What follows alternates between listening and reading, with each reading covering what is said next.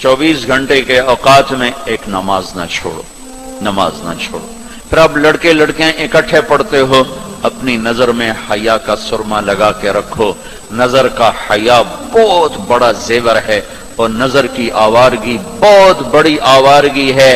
दिलों को तबाह करने के लिए इससे ज्यादा खौफनाक कोई चीज नहीं है, और दिल को रोशन करने के लिए इस पर्दे को झुकाने से ज्यादा कोई चीज नहीं है। जिसकी नजर नीचे होती है पूरी दुनिया के शैतान मिलकर उसे गुमराह नहीं कर सकते। जिसकी नजर उठ जाती है पूरी दुनिया के जुनैद बगदादी उसके दिल को पानी नहीं लगा सकते और उसके दिल को नरम नहीं कर सकते। आंखों के गलत इस्तेमाल से जो जहर अंदर जाता है इसका कोई तिर्याक कोई नहीं है, तिर्याक कोई नहीं है। और नजरों को झुकाने से जो ताकत अंदर जाती है उसको तबाह करने के लिए कोई बम ब्लास्टिंग नहीं है, कोई गोली नहीं है, कोई बुलेट नहीं है। ये ऐसी ताकत है कि अर्श तक इंसान को पहुंचा देती है। ये ऐसी ताकत है कि फरिश्तों को इसके कदमों में झुका देती है। ये ऐसा नूर है कि जब तुम्हारी आंख बंद होगी तो अल्लाह की कसम सूरज चांद का नूर भी तुम्हारे नूर के आगे शर्माएगा, मांद पड़ जाएंगे ये नूर। अगर तुम्हें अल्लाह ने आंखों का नूर दे दिया, अगर तुम्हें आंखों का हया दे दिया, दुनिया के सारे इबलीस में गुमराह नहीं कर सकते। उमैर बिन हबीब रोम की कैद में आए तो रोमन 10 आदमी थे, 9 कत्ल कर दिए। ये बड़े खूबसूरत थे, लंबे चौड़े थे, तो उसको एक रोमी सरदार ने अपना गुलाम बना लिया। फिर उसने कहा कि अगर तू ईसाई हो जाए तो मैं अपनी बेटी भी देता हूं, अपनी रियासत भी देता हूं। तो उन्होंने फरमाया कि सारा मुल्क अरब भी दे दे और मुल्क रोम भी दे दे, मैं एक पल के लिए भी अपना दीन नहीं छोड़ सकता। फिर उसको एक तरकीब सूझी, उसने एक घर पूरा खूबसूरत फर्निश्ड उसमें उनको बंद कर दिया और शराब भी रख दी, खाना भी रख दिया। एक खूबसूरत लड़की को तैयार किया कि इससे गुनाह करवाओ। वो आ गए, वो गुनाह की दावत दे रही, यूं बैठो।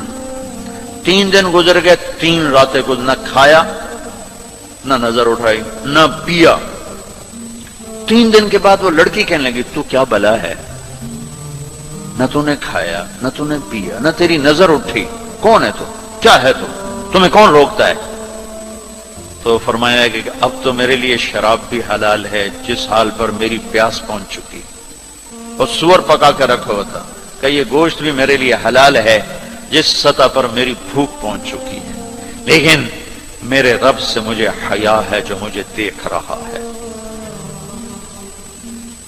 मैं ये काम नहीं कर सकता। लड़की 3 दिन की बजाय 30 दिन यहां बैठी रहे, मैं ये काम नहीं कर सकता। मेरी जवानी अमानत है, इस पे दाग नहीं लग सकता। वो कहने लगी, तेरे जैसे इंसानियत के ताज को मैं कत्ल नहीं होने दूंगी, मैं तुम्हें छुड़ाऊंगी। बाहर निकल के कहने लगी, सरदार तूने मुझे किसके पास भेजा है? लोहा है, ना खाया ना पिया, या पत्थर है कि एक दफा उसने नजर उठा के नहीं देखा, मैं कहां से उस पर हाथ डालती। और फिर रात को आई, एक थैले में कुछ खाना और एक मशकीजे में थोड़ा पानी, और उसको चुपके से निकाला। कहा ये देखो तारा, कुतुब सितारा देखा, कहा इसको यहां रखना कंधे पर और चलते रहना, रात को चलना, दिन में छुपना। अगर इसको तुमने इस सीधे कंधे के साथ रखा तो एक दिन तुम इराक पहुंच जाओगे। ये किरदार था जिसने सहरा नशीनों को कैसर और किसरा के ऊपर झंडे गाड़ने की ताकत अता फरमाई, तौफीक अता फरमाई और कुव्वत और कुदरत दी। अपनी 24 घंटे की जिंदगी में तुम्हारी हॉस्टल लाइफ है, पार्टियां ना बनो। मेरे देश को मजहबी नफरत ने भी बर्बाद किया है और सियासी नफरतों ने भी बर्बाद किया है। सारा मुल्क जवाल का शिकार है। मैं सियासतदानों का सिर्फ गिला नहीं करता हूं, मेरा तो रेडी पे सेब बेचने वाला भी बदयानत है, खाइन है। तो मैं सियासतदानों का गिला क्या करूं, मैं अफसरान का, ब्यूरोक्रेसी का रोना क्या रोऊं? हमारा तो चपड़ासी भी बदयानत है।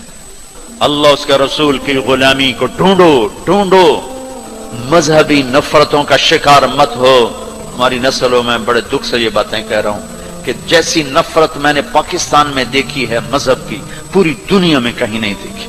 मजहब का इख्तलाफ कब नहीं था? मेरे नबी की मौजूदगी में सहाबा में इख्तलाफ था, नबी की मौजूदगी में इख्तलाफ था। तुम अपने नबी की सीरत उठा के देखो, मुनाफिकों को गले लगाया। अब्दुल्ला बिन उबई मरने के करीब हुआ। अब्दुल्ला बिन उबई गलीज तरीन इंसान और जहन्नम के सबसे नीचे। अबू जहल ऊपर है, अब्दुल्ला बिन उबई नीचे है। अबू जहल ऊपर है, अब्दुल्ला बिन उबई उससे नीचे है, लेकिन उसने इस्लाम का लिबादा ओढ़ा। मेरे नबी क्या आम आदमी, मेरे नबी को तो सारे मुनाफिकों का पता था कि कौन कौन है, बाकी सहाबा को नहीं पता था कि कौन है, लेकिन अब्दुल्ला बिन उबई के बारे में सबको पता था ये मुनाफिक है। उसके बेटे आ गए, वो सहाबी थे, कि या रसूलल्लाह मेरा बाप मर रहा है, आप जनाजा पढ़ाएंगे? कहाँ पढ़ाऊंगा? तो उसके कफन के लिए आप अपना कुर्ता दे देंगे? कहाँ? आपने अपना कुर्ता उतार के दे दिया। आप कहते मैं मुनाफिक के लिए क्यों करूं? कुर्ता दे दिया। वो मर गया तो उसके जनाजे पे खड़े हो गए। अब उमर सामने आके खड़े हो गए, या रसूल अल्लाह ये कौन है, पता है? कहाँ पता है? कहा तो इसका आप जनाजा क्यों पढ़ा रहे? कहा मेरे अल्लाह ने मुझे अभी तक रोका नहीं, यूं कहा है पढ़ या ना पढ़ मैं माफ नहीं करूंगा, मैं पढ़ता हूं शायद अल्लाह माफ कर दे।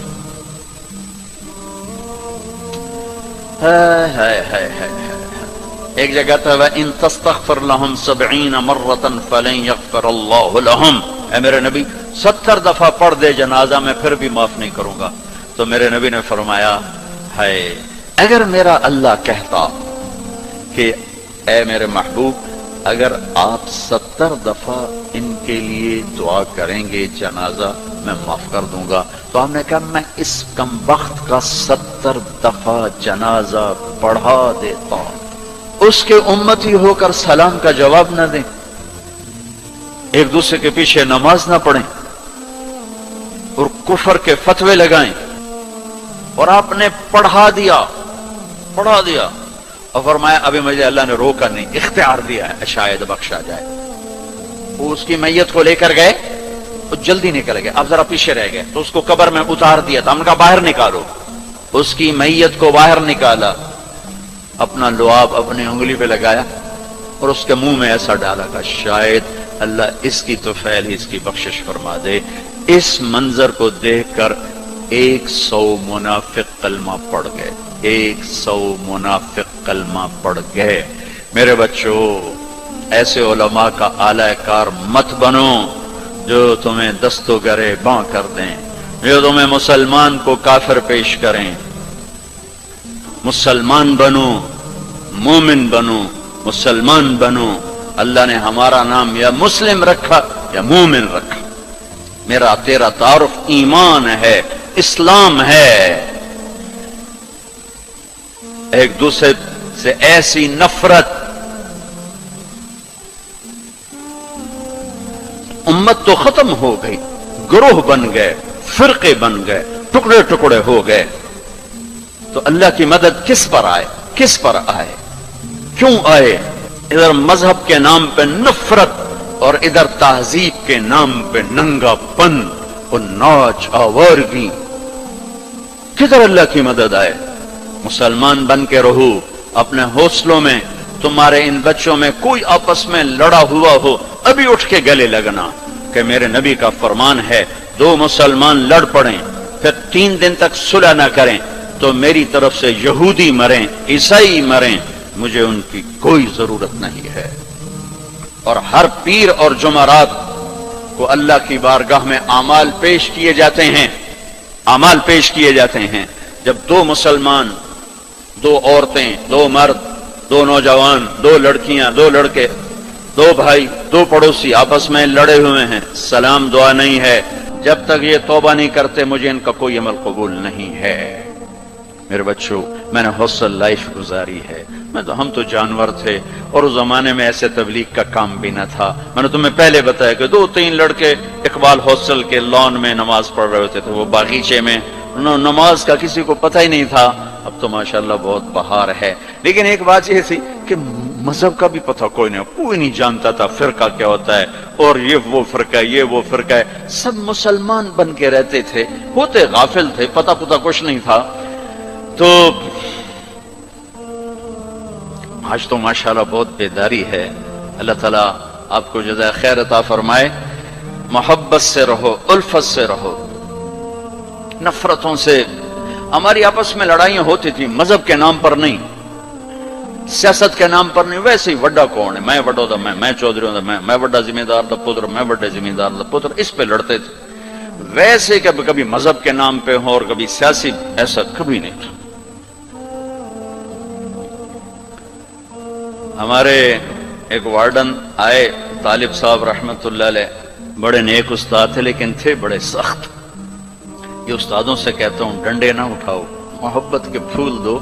वो उस्ताद नहीं है जिसके ना आने की कमी तलबा महसूस न करे कि आज हमारे टीचर नहीं आए यार। और जब टीचर ना आए क्या शुक्र है कोई नहीं है, जान छुट्टी। अब शुक्र है यूनुस साहब दी काली टोपी नजर नहीं आ रही, जान छुट्टी। वो उस्ताद नहीं है। बाप घर में दाखिल हो और बच्चे इधर छुप रहे हो कि हेडमास्टर आ गया, प्यो नहीं हेडमास्टर आ गया है, तो वो बाप नहीं है, नाकाम बाप है। जिसको देखकर बच्चे लपके नहीं, बड़े या छोटे। जिस मां की कमी को औलाद महसूस न करे, जिस बाप की कमी को औलाद महसूस न करे, वो नाकाम वालिदैन है। डंडा, सख्ती, ये मेरे नबी का तरीका नहीं है। मोहब्बत।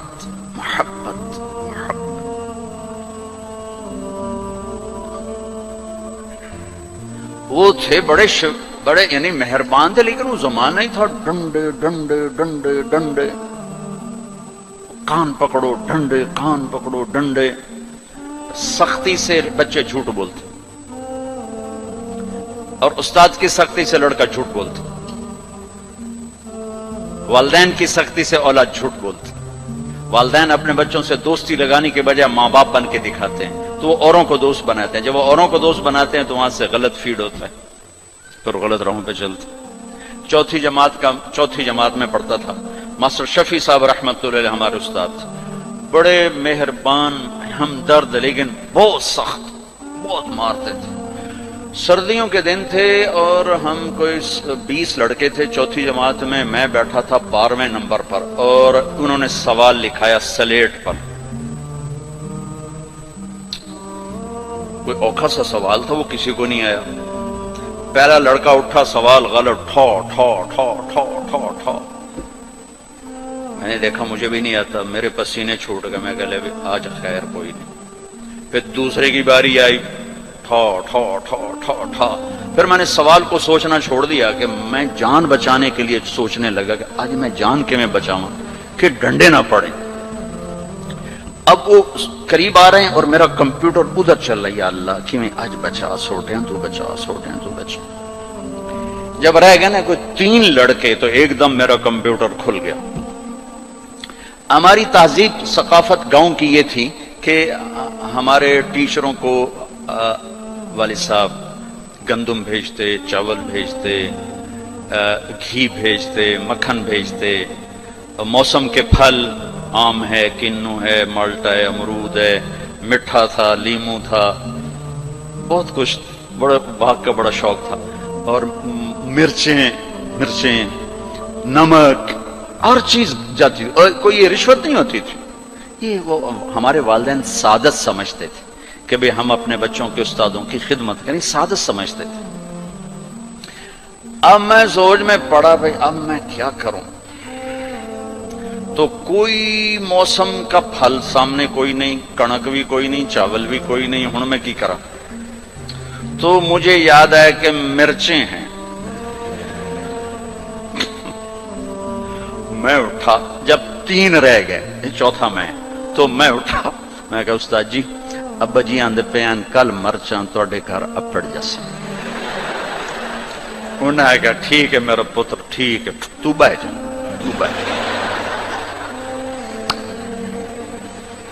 मैं डंडों से बच गया। یہ جھوٹ مجھے کس نے بلوایا؟ میرے استاد نے بلوایا۔ بچہ تو ایک یہ پھول ہوتا ہے، اس کو یوں تھپڑ مارو تو یہ مسئلہ جائے گا۔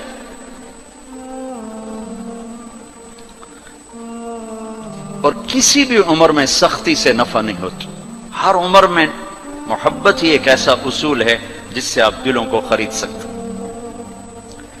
سڑکوں پہ چل چل چل عمر گزری، 30 سال ہو گئے سفر کرتے، تو ایک سکیچ میرے ذہن میں بسوں کے پیچھے چل چل کے آیا ہے کہ جب وہ نئی بس ہوتی ہے تو اس کے پیچھے لکھا ہوتا ہے ویک ٹور چکوری تھی، بڑے نخرے سے چل رہی۔ جب تھوڑی پرانی ہوتی ہے تو لکھا ہوتا ہے ہارن دے کر پاس کریں۔ جب تھوڑی اور پرانی ہوتی ہے تو لکھا ہوتا ہے یا پاس کر یا برداشت کر۔ اور جب تھوڑی اور پرانی ہوتی ہے تو پیچھے ایک ملنگ بنا ہوتا ہے تو لکھا ہوتا ہے نہ چھیڑ ملنگانو۔ اور جب وہ پرانی کو رنگ روغن ہو جائے اور وہ روڈ پر آئے تو لکھا ہوتا ہے خدا نے ایک بار پھر دلہن بنا دیا۔ یہ علم مجھے سڑکوں سے حاصل ہوا ہے، کسی یونیورسٹی کسی مدرسہ سے نہیں۔ ایک دفعہ میں ایک کوسٹر کے پیچھے جا رہا تھا اور میں اپنا مطالعہ کر رہا تھا، پڑھ رہا تھا سامنے والی سیٹ پر۔ پڑھتے پڑھتے ایسے میری اوپر نظر اٹھی تو ایک کوسٹر کے پیچھے گاڑی تھی، میری نظر پڑی تو اس کے پیچھے 2 بول لکھے ہوئے تھے، 2 جملے۔ اس نے یہ سارے دھونے دھو دیے کہ ایسا خوبصورت میں نے کہیں دیکھا ہی نہیں۔ یہاں لکھا ہوا تھا بہت بڑا کر کے دل ایسے، اور آگے یوں بنا کے آگے لکھا ہوا تھا برائے فروخت، دل برائے فروخت۔ دل کے نیچے لکھا ہوا تھا قیمت، آگے لکھا تھا ایک میٹھا بول، ایک میٹھا بول۔ یہ ماں بولے، یہ ٹیچر بولے، یہ باپ بولے، یہ دوست بولے، یہ بھائی بولے، یہ پڑوسی بولے، دشمن بھی بولے گا تو آپ اس کے ہو جاؤ گے، کہ دل چیز ہی ایسی ہے۔